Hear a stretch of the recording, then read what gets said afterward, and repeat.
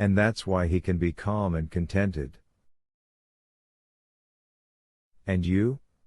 Kitty asked, with an ironical and loving smile. She could never have explained the chain of thought that made her smile, but the last link in it was that her husband, in exalting his brother and abasing himself, was not quite sincere.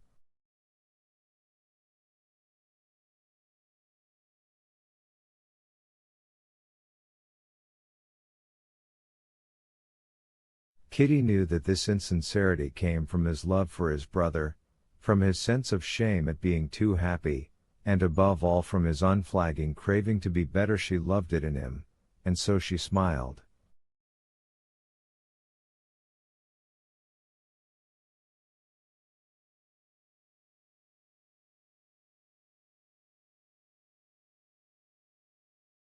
And you? What are you dissatisfied with? She asked, with the same smile.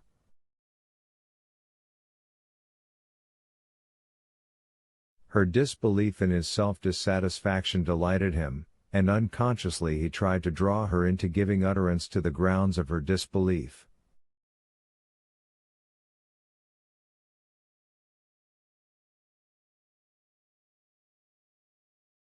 I am happy, but dissatisfied with myself, he said. Why, how can you be dissatisfied with yourself if you are happy? Well, how shall I say? In my heart I really care for nothing whatever but that you should not stumble. See? Oh, but really you mustn't skip about like that, he cried, breaking off to scold her for too agile a movement in stepping over a branch that lay in the path. But when I think about myself, and compare myself with others, especially with my brother, I feel I'm a poor creature.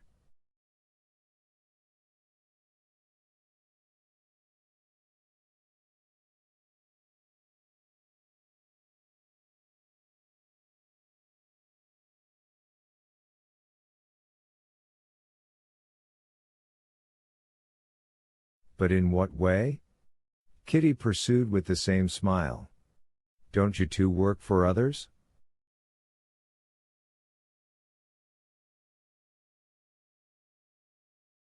What about your cooperative settlement, and your work on the estate, and your book?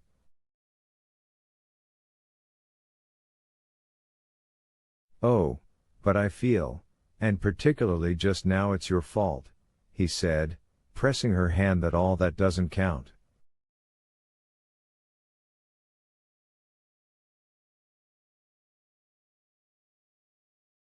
I do it in a way half-heartedly. If I could care for all that as I care for you.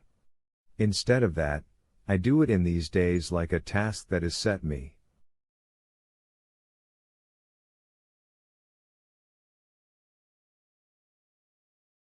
Well, what would you say about Papa? Asked Kitty. Is he a poor creature then, as he does nothing for the public good?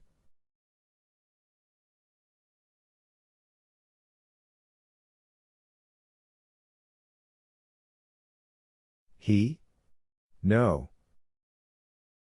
But then one must have the simplicity, the straightforwardness, the goodness of your father, and I haven't got that.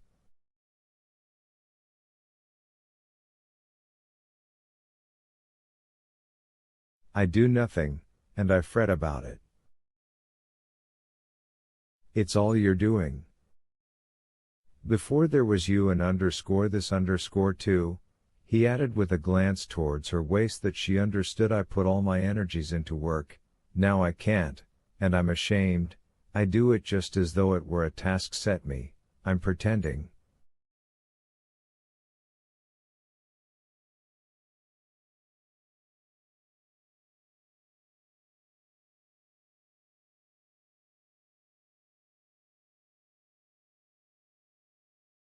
Well, but would you like to change this minute with Sergei Ivanovitch?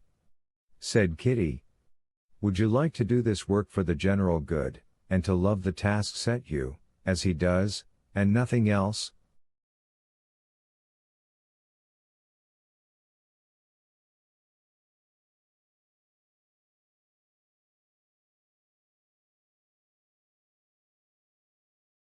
Of course not, said Levin. But I'm so happy that I don't understand anything.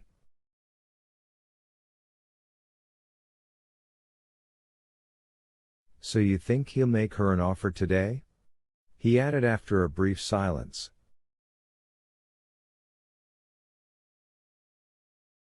I think so, and I don't think so. Only, I'm awfully anxious for it. Here, wait a minute. She stooped down and picked a wild chamomile at the edge of the path. Come, Count, he does propose, he doesn't, she said, giving him the flower.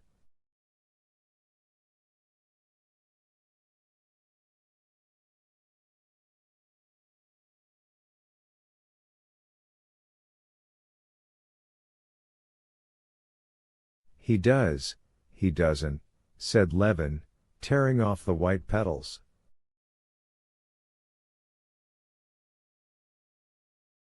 No, no. Kitty, snatching at his hand, stopped him. She had been watching his fingers with interest. You picked off two.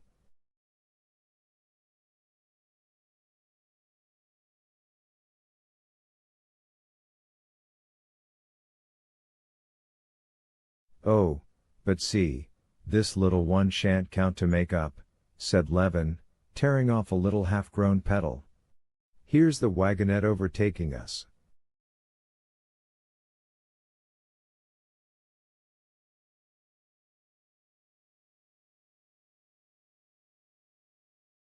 Aren't you tired, Kitty? Called the princess. Not in the least. If you are, you can get in, as the horses are quiet and walking. But it was not worth while to get in, they were quite near the place, and all walked on together.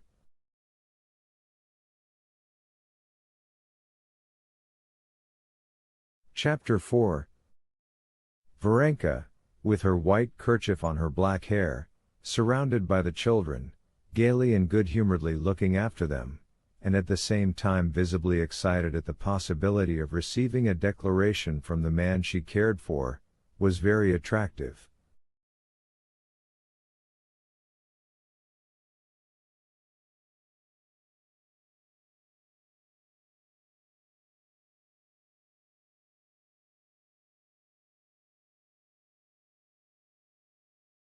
Sergei Ivanovich walked beside her, and never left off admiring her.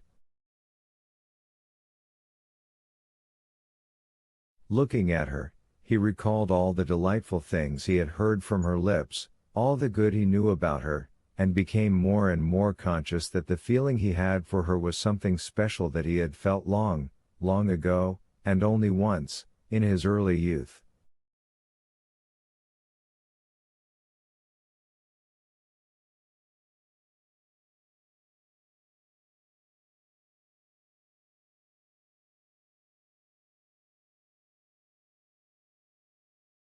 The feeling of happiness in being near her continually grew, and at last reached such a point that, as he put a huge, slender-stalked agaric fungus in her basket, he looked straight into her face, and noticing the flush of glad and alarmed excitement that overspread her face, he was confused himself, and smiled to her in silence, a smile that said too much.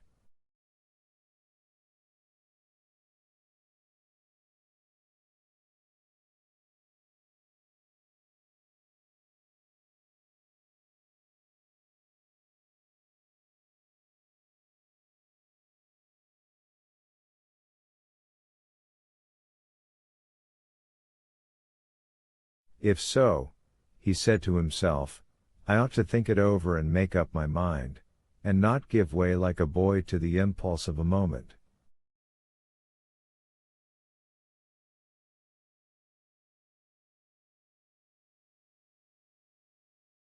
I'm going to pick by myself apart from all the rest, or else my efforts will make no show, he said, and he left the edge of the forest where they were walking on low silky grass between old birch trees standing far apart, and went more into the heart of the wood, where between the white birch trunks there were great trunks of aspen and dark bushes of hazel.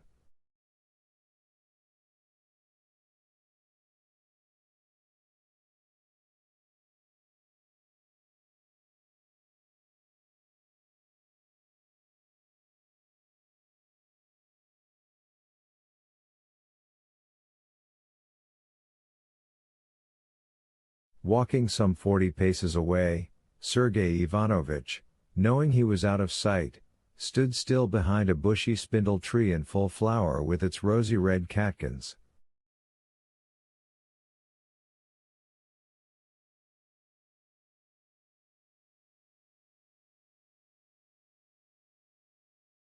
It was perfectly still all round him. Only overhead in the birches under which he stood, the flies, like a swarm of bees, buzzed unceasingly, and from time to time the children's voices were floated across to him.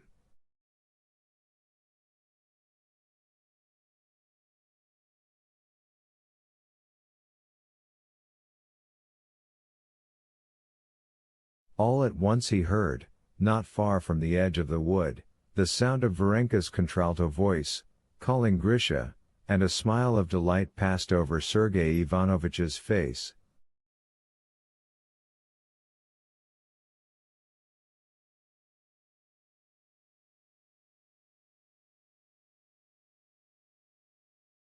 Conscious of this smile, he shook his head disapprovingly at his own condition, and taking out a cigar, he began lighting it.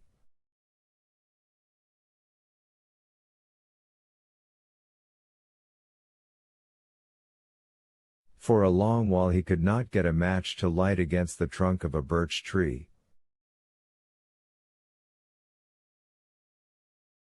The soft scales of the white bark rubbed off the phosphorus, and the light went out.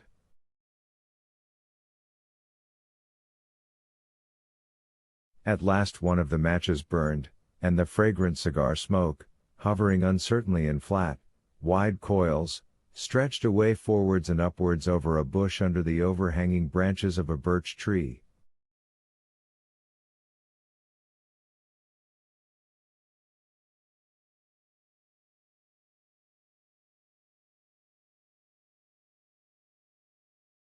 Watching the streak of smoke, Sergei Ivanovich walked gently on, deliberating on his position.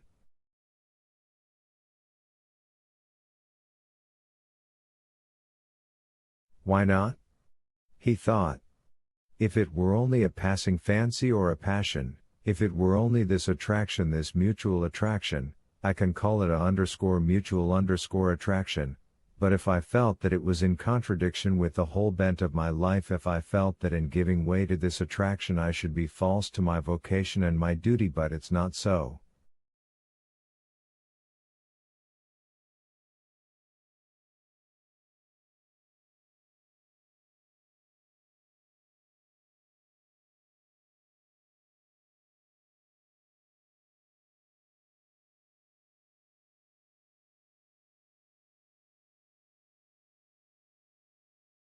The only thing I can say against it is that, when I lost Marie, I said to myself that I would remain faithful to her memory.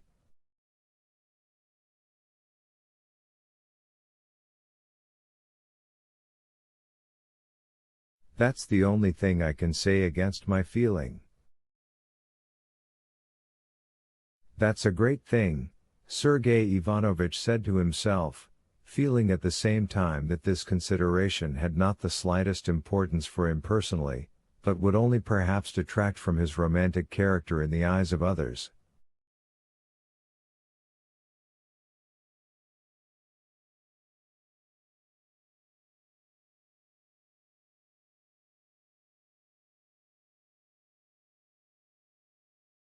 But apart from that, however much I searched, I should never find anything to say against my feeling.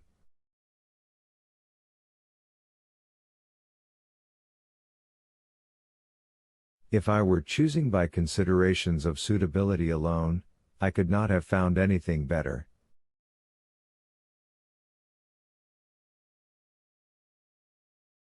However many women and girls he thought of whom he knew, he could not think of a girl who united to such a degree all, positively all, the qualities he would wish to see in his wife.